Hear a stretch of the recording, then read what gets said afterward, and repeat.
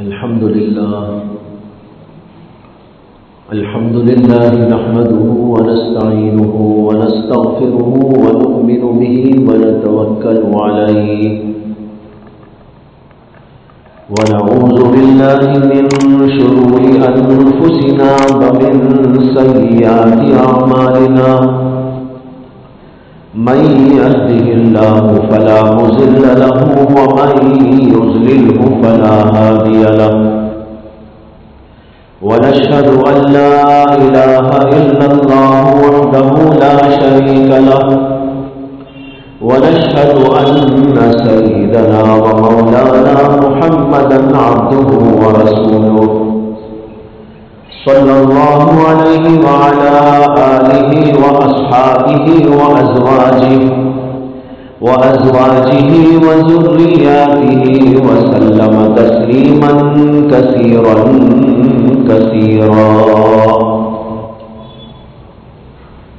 أما بعد فقد قال النبي صلى الله عليه وسلم يأتي على الناس زمان لا يبقى من الإسلام إلا اسمه ولا من القرآن إلا رسمه مساجدهم عامرة وهي خراب من الهدى أو كما قال صلى الله عليه وسلم. بزرگان محترم، ہم لوگ عام طور پر بیان سننے اور بیان کرنے کے عادی ہیں. بہت سارے بیانات ہوتے رہتے ہیں. جمعہ میں ہر مسجد میں بیان ہوتا ہے. اس کے علاوہ بھی مختلف تقریبات اور مختلف مواقع سے علماء کے بیانات سننے کا سنانے کا رواج چلا آ رہا ہے. لیکن بہت کم وہ لوگ ہیں امت میں جو کبھی اس پر غور کرتے ہیں کہ آخر یہ بیان کیوں ہو رہا ہے، کیا ضرورت تھی اس بیان کی، کیا کہا جا رہا ہے، کیوں کہا جا رہا ہے. اس پر غور کرنے والے بہت بہت کم لوگ ہیں. بلکہ اگر کہا جائے تو کوئی مبالغہ نہ ہوگا کہ نمک کے برابر. عام طور پر لوگ بیان سنتے ہیں اور سننے کے بعد اسے انسنی کر دیتے ہیں، جبکہ جو بیانات ہوتے ہیں اس کے اندر اللہ کی بات ہوتی ہے، رسول اکرم صلی اللہ علیہ وسلم کا پیغام ہوتا ہے، اکابرین اور سلف کے واقعات اور حالات ہوتے ہیں، ان کا اسوہ پیش کیا جاتا ہے. یہ اتنی بھاری بھاری چیزیں ہیں کہ ان میں سے ہر ایک ہماری زندگیوں کو تبدیل کرنے کے لیے کافی ہے. لیکن اس کے باوجود عام طور پر نہ قرآن اثر کرتا ہے، نہ حدیث اثر کرتی ہے، نہ بزرگوں کے واقعات اثر کرتے ہیں، نہ صحابہ کے حالات اثر کرتے ہیں. جو آدمی جہاں رہتا ہے وہیں پر رہتا ہے. ایک بالش تو بہت دور کی بات ہے، ایک اینچ بھی آگے نہیں بڑھتا. یہ جو صورتحال امت مسلمہ کی اس وقت میں ہے، یہ انتہائی تشویشناک ہے، بہت زیادہ خطرناک ہے. اسی لیے روز بروز حالات امت کے لیے تنگ سے تنگ تر ہوتے چلے جا رہے ہیں. وجہ یہ ہے نہ قرآن کا اثر ہے، نہ حدیث کا اثر ہے، نہ اللہ کے نبی کی سیرت کا کوئی اثر ہے، نہ ہمارے اعمال کے اندر تبدیلی ہے، نہ اخلاق کے اندر کوئی نکھار آ رہا ہے. جو آدمی جہاں تھا وہیں پر برسا برستے رہتا ہے اور آخرکار دنیا سے بھی چلا جاتا ہے. سوچئے کہ کس قدر عجیب بات ہے، حیرت انگیز بات ہے، تشویشناک بات ہے کہ امت قرآن کو سنے لیکن اثر نہ ہو، حدیث کو سنے اور اثر نہ ہو، اللہ کے نبی کی سیرت کو سنے اور اثر نہ ہو، معلوم ہوتا ہے کہ اندرونی طور پر امت بہت زیادہ بیمار ہے، یعنی دل خراب ہو چکے۔ جب دل خراب ہو جاتا ہے اس کے اندر کوئی اچھی چیز گھستی نہیں۔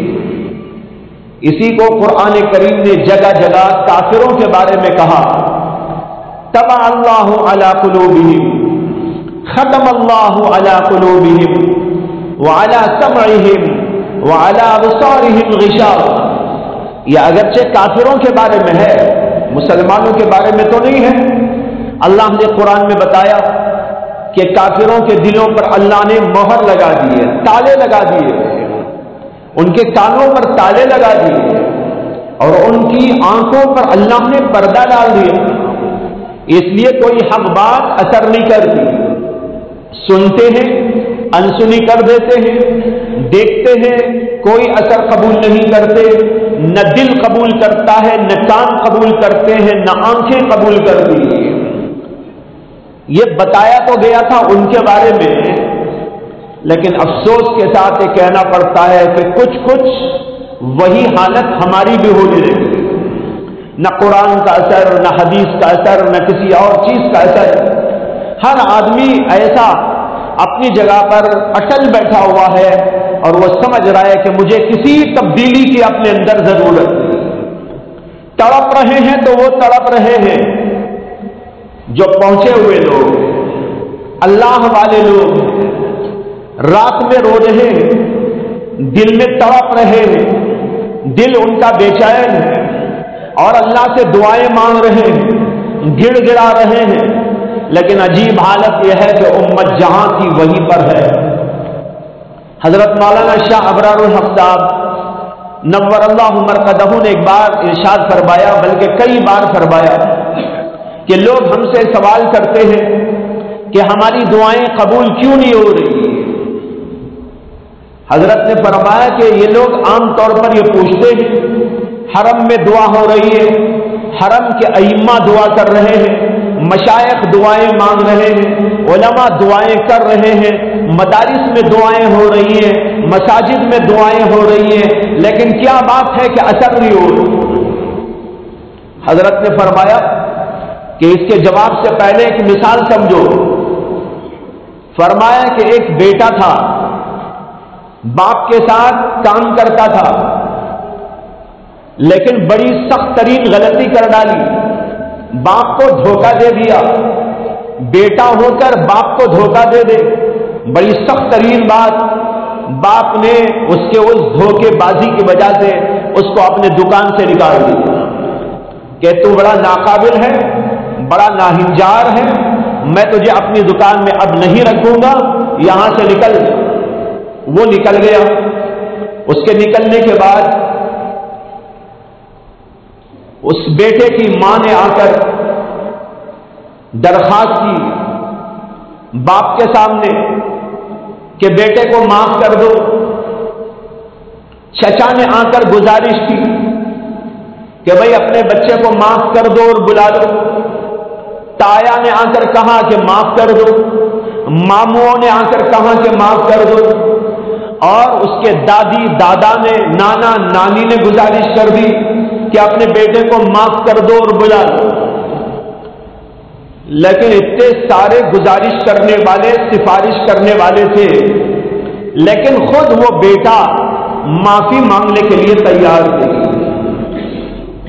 حضرت نے فرمایا کہ وہ بیٹا معافی مانگنے کے لیے تیار نہیں، تو کیا اتنے لوگوں کی سفارش پر باپ معاف کر دے گا، یا یہ کہے گا کہ تم لوگ تو سفارش کر رہے ہیں لیکن وہ خود تو اپنی اصلاح کے لیے تیار نہیں، وہ خود تو مجھے معافی نہیں کرتا، میرے سے معافی نہیں مانگتا، میرے سامنے سر نہیں جھکاتا اور میرے سے وعدہ نہیں کرتا کہ میں آئندہ ایسی حرکت نہیں کروں گا، تو میں کیسے معاف کر دوں؟ حضرت نے فرمایا کہ بالکل یہی صورتحال آج امت کی ہے۔ دعائیں کرنے والے کون؟ مشائخ۔ دعائیں مانگنے والے کون؟ علماء۔ پہنچے ہوئے لوگ حرم کے ائمہ، خانخواہ کے خانخواہ کے مشائخ اور بزرگ، مدارس کے ائمہ اور علماء، یہ تو دعا مانگ رہے اللہ معاف کر دیجئے، معاف کر دیجئے، لیکن شراب پینے والا اپنی شراب چھوڑنے تیار نہیں۔ ज़िनाकार अपनी ज़िनाकारी से बाज आने तैयार नहीं, झूठ बोलने वाला झूठ से तौबा करने तैयार नहीं, रिश्वतखोर अपनी रिश्वतखोरी से तौबा करने के लिए तैयार नहीं, सूदखोर अपनी सूदखोरी पर कोई नादिम नहीं, परेशान नहीं, पशेबान नहीं। अल्लाह कैसे माफ कर देंगे? मशाइख के कहने पर, उलमा के कहने पर कि माफ कर दो, वो तो तड़प रहे हैं, लेकिन उम्मत का आम हाल ये है कि वो जहां के वही है, अपना खाना, अपना पीना, अपना ओढ़ना, अपना बिछोना, अपना काम, अपना धाम, अपनी तिजारत, अपनी मंडियां, अपने साथ गुनाहों का अंबार, नमाज छोड़ने वाला मुसलसल छोड़ता चला जा रहा है। उसे रत्ती बराबर एहसास नहीं है कि मैं क्या कर रहा हूं, अल्लाह से दूरी और बोझ और गफलत में मुब्तला है, उसे बिल्कुल एहसास नहीं कि मैं क्या करता चला जा रहा हूं। यह सूरत हाल जब तक होगी, अल्लाह की रहमत कैसे नाज़िल होगी? तो भाइयों, आज बड़ा मसला यही है कि हम सुनने के आदी हैं, लेकिन अमल के लिए तैयार नहीं। हमारे दिलों में किसी चीज का एहसास नहीं। जो आदमी जहां रहता है वहीं बरसा बरस रहकर जिंदगी पूरी करके दुनिया से चला जाता है, उसके अंदर कोई तब्दीली नहीं देखी जाती। यह सूरत हाल इंतहाई तशवीशनाक।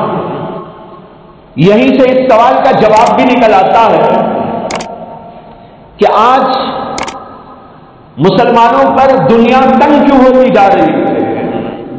हिंदुस्तान के हालात भी रोज बरोज अबतर होते जा रहे हैं, खतरनाक होते जा रहे हैं। मुसलमानों के लिए तंगियां और तंगियां बढ़ती चली जा रही है। मदारिस पर तंगियां आ रही है, मसाजिद पर तंगियां आ रही है, आम हालात के अंदर तब्दीलियां आ रही है, कत्ल व गारतगिरी के वाक़ियात बेशुमार हैं। इसी तरीके पर मुख्तलिफ अंदाज से मुसलमानों के हालात में और मुसलमानों के मसाइल में तंगियां और परेशानियां पैदा करने की हर तरफ से कोशिशें हो रही हैं। ये सूरत हाल लोगों के ज़हनों में जब आती है, सवाल पैदा होता है कि हम तो मुसलमान हैं, लेकिन उसके बावजूद अल्लाह की तरफ से रहमत का फैसला क्यों नहीं हो? हम मुसलमान हैं, अल्लाह के नाम लेवा हैं, लेकिन उसके बावजूद हमारे हालात क्यों अबतर होते जा रहे हैं? हमारे लिए तंगियां ही तंगियां क्यों नसीब में आ रही है? हमारे लिए मुश्किलात क्यों बढ़ती चली जा रही है? ये सवाल पैदा होता है आम जहन के अंदर। लेकिन भाइयों, इस सवाल का जवाब वही है कि हमने अपने अंदर जब तक तब्दीली नहीं की, अल्लाह भी तब्दीली नहीं लाते। इन्नल्लाह ला युगय्यिरु बिक़ौमिन हत्ता युगय्यिरू मा बिअनफुसिहिम। अल्लाह ने साफ साफ कह दिया है, इन्नल्लाह ला युगय्यिरु बिक़ौम। अल्लाह ताला किसी कौम की हालत उस वक्त तक नहीं बदलते, हत्ता युगय्यिरू मा बिअनफुसिहिम, जब तक वो खुद नहीं बदलते।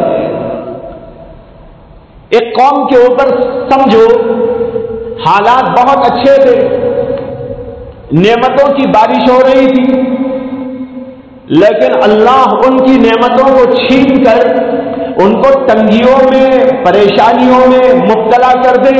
अल्लाह कहते हम ऐसा नहीं करते, हत्ता युगय्यिरू मा बिअनफुसिहिम, जब तक कि वो खुद नहीं बदलते। अगर वो बदल जाते हैं तो हम भी अपना हुक्म बदल देते हैं। ये आयत का पस मंजर यही है। एक कौम के ऊपर नेमतों की बारिश थी, अच्छाइयां थी, लेकिन उस कौम ने अपने आप को बदल दिया। पहले ईमान पर थी, ईमान से हट गई। पहले नेकी पर थी, नेकी से हट गई। पहले नमाजों पर थी, नमाजों से हट गई। पहले जिक्र पर थी, अब जिक्र से हट गई। पहले हलाल और हराम की तमीज पर थी, अब तो हलाल और हराम की तमीज से हट गई। जो ही उसकी हालत में तब्दीली होगी, अल्लाह कहते हैं हम भी हालत को बदल देते हैं, उसकी नेमतों को छीन लेते हैं और उसके ऊपर जहमतों की बारिश कर देते हैं। मालूम हुआ कि अल्लाह के यहां उसूल है, जब तक हम नहीं बदलते हालात नहीं बदलते। न अच्छी हालत बदलती है, न बुरी हालत बदलती है। अल्लाह कहते हैं अच्छी हालत भी हम उसी वक्त बदल कर बुरी करते हैं जब लोग बुरे हो जाते हैं, और बुरी हालत को अच्छा करके उनके ऊपर नेमतों की बारिश भी उसी वक्त हम करते हैं جبکہ وہ توبہ کرتے ہیں، استغفار کرتے ہیں، اللہ کی جناب میں آتے ہیں، اپنے حالات کو بدل ڈالتے ہیں، بے نمازی پن سے نمازی بن جاتے ہیں، اللہ کے یاد کرنے والے بن جاتے ہیں، اچھے اور برے کا فرق کرنے لگتے ہیں، ان کے دلوں کے اندر آخرت کی فکر و طلب پیدا ہو جاتی ہے۔ جب وہ اس طرح بدلتے ہیں تو ہم بھی ان کی پریشانیوں کو بدلتے ہیں اور ان کے اوپر نعمتوں کی برسات کر دیتے ہیں۔ یہ ہے اللہ کا اصول، ان اللہ لا یغیر بقوم حتی یغیروا ما بانفسہم۔ لیکن بھائیو ذرا اپنا جائزہ لے کر دیکھ لیجئے کہ ہم کس پوزیشن میں کھڑے ہوئے ہیں۔ ہمارے ایمان کا حال کیا ہے؟ ہمارے اعمال کا حال کیا ہے؟ ہماری معاشرت کا حال کیا ہے؟ ہمارے اخلاق کا حال کیا ہے؟ ہمارے معاملات کا حال کیا ہے؟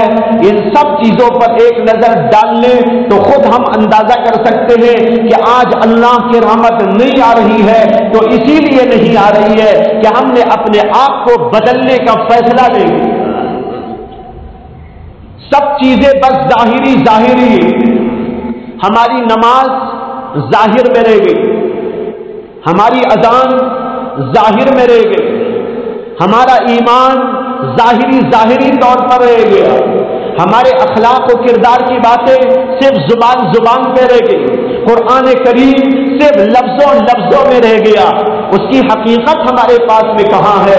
اذان کی حقیقت ہمارے پاس میں کہاں ہے؟ نماز کی حقیقت ہمارے پاس میں کہاں ہے؟ سب ظاہری طور پر ہم نے لیا اور اسی پر اکتفا کر کے بیٹھ گئے، اس کے اندر رتی برابر اچھائی، خوبی، بڑائی پیدا کرنے کو تیار ہے۔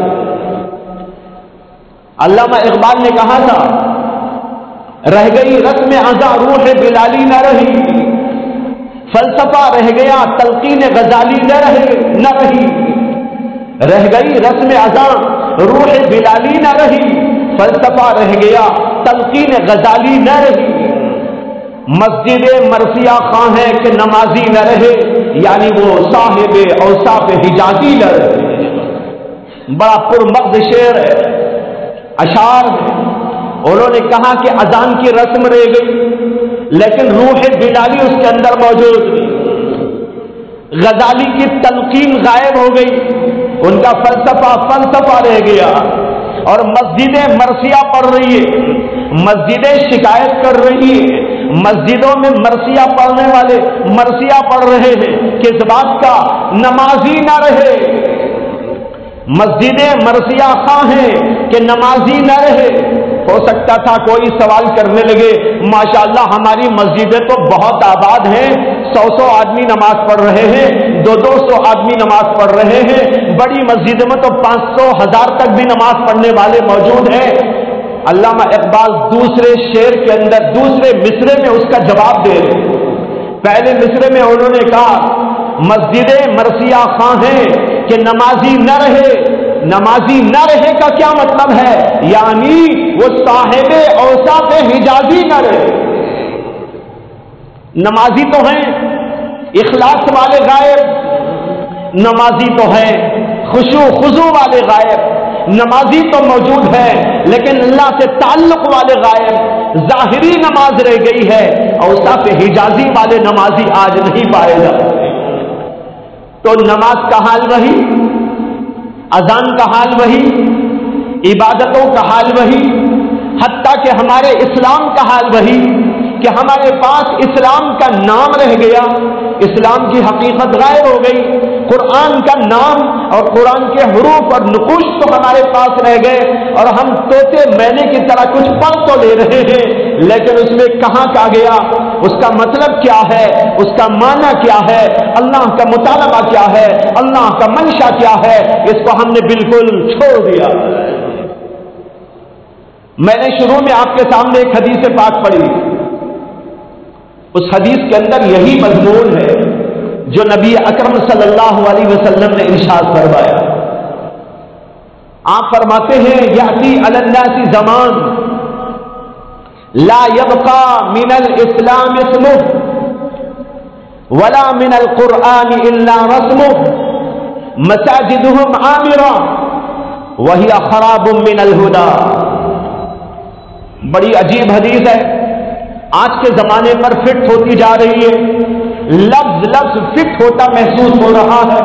اور اللہ کے نبی علیہ السلام نے اپنے زمانے میں آگے کے زمانے کے حالات کی طرف اشارے میں یہ بات فرمائی تھی، یعنی پیش گوئی فرمائی تھی، لیکن ایسا لگتا ہے کہ وہ پیش گوئی آج پوری ہوتی نظر آ رہی. آپ نے ارشاد فرمایا یاتی علی الناس زمان، لوگوں پر ایک زمانہ آنے والا ہے. کیسا زمانہ؟ لا یبقى من الاسلام اسمه، کہ اس زمانے کے اندر اسلام کا نام رہ جائے گا. آپ کون ہیں؟ زید نام ہے. جی مسلمانوں کا نام. آپ کون ہیں؟ میرا نام بکر ہے. لوگ آج ناموں کی بڑی تلاش کرتے، عمل کی تلاش نہیں کرتے، ایمان بنانے کی تلاش نہیں کرتے. مولویوں کا سر کھاتے ہیں تو اس لیے سر کھاتے ہیں کہ نام بتائیے گا، نام بتائیے گا، نام بتائیے گا. ان کو 50 نام بھی بولے پسند نہیں آتے. عبداللہ پسند نہیں آتا، عبد الرحمان پسند نہیں آتا، اور جو ہے اس طرح کے پاکیزہ نام ان کو پسند نہیں آتے. مولویوں کا سر کھاتے ہیں حضرت کوئی نیا نام بتائیے. ایک مولانا کے پاس کچھ لوگ گئے، ہمارے ہاں بچہ پیدا ہوا ہے، کوئی نیا نام بتائیے. انہوں نے کچھ نام ان کے ذہن میں جو آئے بتائے. انہوں نے کہا حضرت یہ تو پرانے نام ہیں، نئے نام بتائیے. انہوں نے کہا ایٹم بم رکھ دیجیے یا میزائل رکھ دیجیے. یہ تو نئے نام ہے، ایٹم بم اور میزائل. تو آج لوگ جو ہے نئے ناموں کی تلاش کر رہے. بھائیوں نام تو اچھا ہی رکھنے کا حکم ہے، اچھا نام پسند کیجیے، نئے نام کی نہیں اچھے نام کی تلاش ہونی چاہیے. لیکن نام سے زیادہ اس بات کی جستجو ہو، اس بات کی تلاش ہو کہ ہمارا نام جتنا اچھا ہم رکھ رہے ہمارا عمل بھی اتنا اچھا ہو جائے.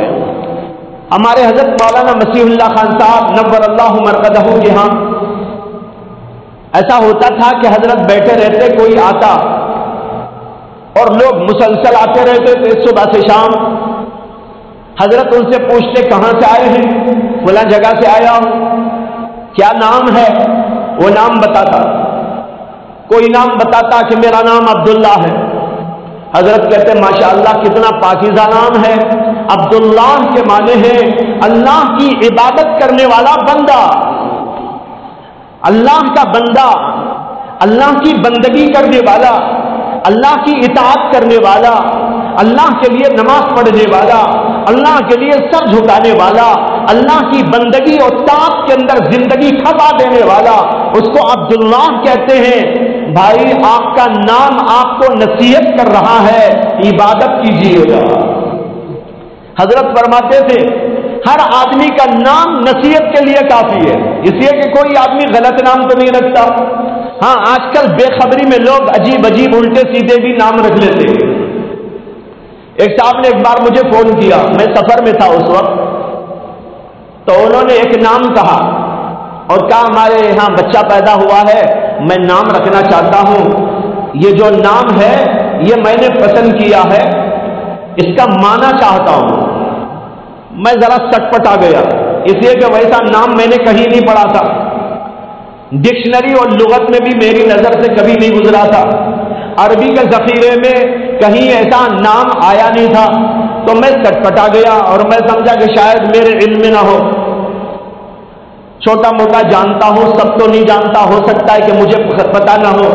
اس لیے میں نے ان سے پوچھ لیا کہ بھائی یہ آپ نے نام کہاں سے چنا ہے، کہاں دیکھا ہے، تاکہ میں رجوع کر کے کتابوں سے اس کا اتا پتہ آپ کو دوں اور جو ہے اس کا معنی بتاؤں.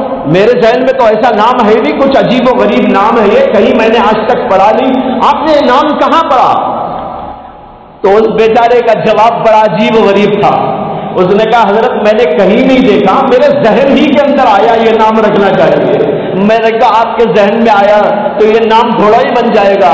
ارے اللہ کے بندے نام ایسا نہیں رکھا جاتا. تو لوگ جو ہے الٹے سیدھے نام کبھی ذہنوں سے تلاش کر لیتے ہیں. اور آج کل انٹرنیٹ مل گیا، یہ انٹرنیٹ لوگوں کے لیے میں تو ایسا سمجھتا ہوں جیسے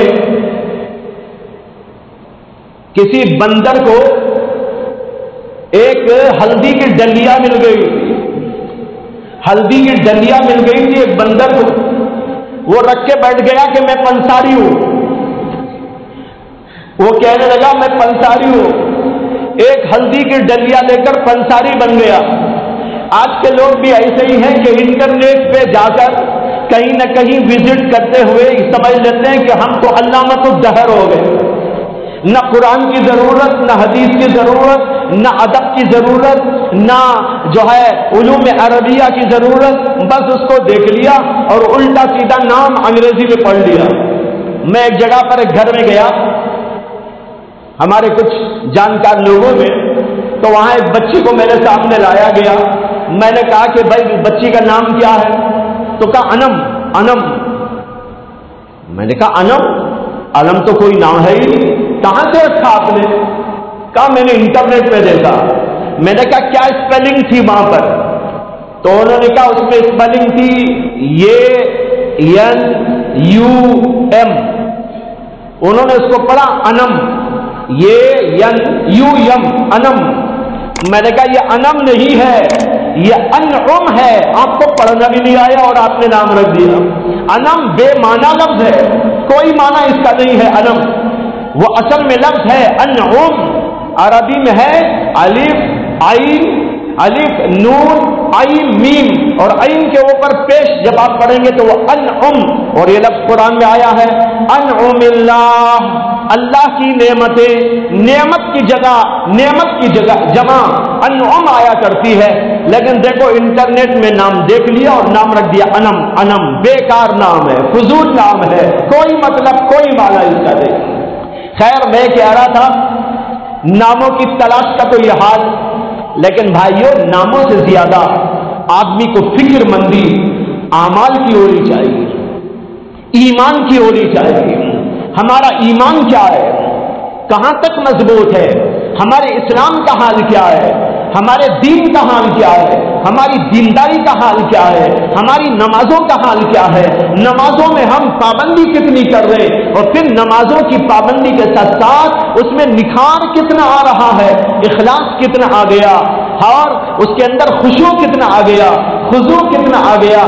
جب ہم واقعی دینداری کا لبادہ اوڑھ لیں گے حقیقی معنی میں، اللہ کا وعدہ ہے قرآن کریم کے اندر وَأَنْتُمُ الْأَعْلَوْنَ إِن كُنتُم مُؤْمِنِينَ، اگر تم سچے اور واقعی پکے مسلمان ہو، مومن ہو، تو تم ہی دنیا میں سر بلند رہو گے۔ یہ اللہ کا وعدہ جھوٹا تو نہیں ہو سکتا نا؟ اللہ کہہ رہے وَأَنْتُمُ الْأَعْلَوْنَ، تم ہی سر بلند رہو گے، لیکن شرط لگا دی اللہ نے، خالی نام کے مسلمان بننے سے سربلند نہیں ہو جاؤ گے، مسلمان اپنے آپ کو بول دینے سے سربلند نہیں ہو جاؤ گے، الٹی سیدھی نماز پڑھ لینے سے سربلند نہیں ہو جاؤ گے، اور الٹا سیدھا زندگی میں کرتے رہنے سے نام مسلمان رکھ کر تم سربلند نہیں ہو جایا کرو گے۔ سربلند ہونے کی شرط ہے ان کنتم مؤمنین، کہ تم سچے، وہ پکے، وہ کامل مومن بندے بن جاؤ۔ جب یہ بن جاؤ گے تو پھر تمہارا تو کیا ٹھکانہ، ساری دنیا تمہارے زیر قدم آ سکتی ہے۔ علامہ اقبال نے اسی کا رونا رویا تھا، حقیقت غائب ہو گئی۔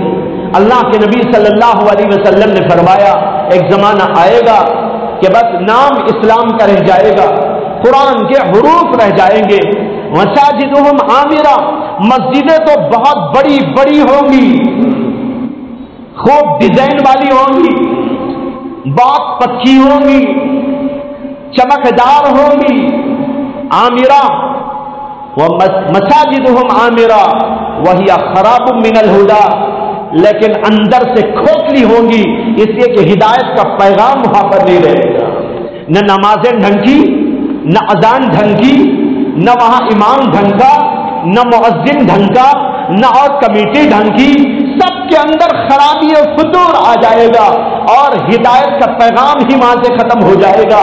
اللہ کے نبی کہتے ہیں مسجدیں تو بڑی بلند و بالا، لیکن اندر سے بڑی کھوکھلی ہو جائے گی، یہ زمانہ آنے والا ہے۔ بھائیو، یہ چند باتیں اس وقت بطور تمہید میں نے عرض کی کہ ہماری حالت پر ہمیں غور کرنا ہے کہ ہم صرف ظاہر کے اوپر اکتفا کیے بیٹھے ہیں، حقیقت کی طرف آنے کا ہم نے کبھی ارادہ نہیں کیا، جبکہ بیانات بہت ہو رہے ہیں، قرآن کی آیات بہت سنائی جا رہی ہے۔ میں نے ابھی آیت پڑھی، اللہ نے کہا وَأَنْتُمُ الْأَعْلَوْنَ إِن كُنتُم مُؤْمِنِينَ۔ یہ آیت ہمارے لیے، آپ کے لیے آنکھیں کھولنے کے لیے، دل کھولنے کے لیے، دل کے دروازے کھولنے کے لیے، دل کے دریچے کھولنے کے لیے، دماغ کھولنے کے لیے، تبدیل اپنے آپ کو کرنے کے لیے بالکل کافی وافی شافی ہے۔ لیکن اس کے باوجود کتنے ہیں جو اس سے کہ فائدہ اٹھایا کرتے ہیں۔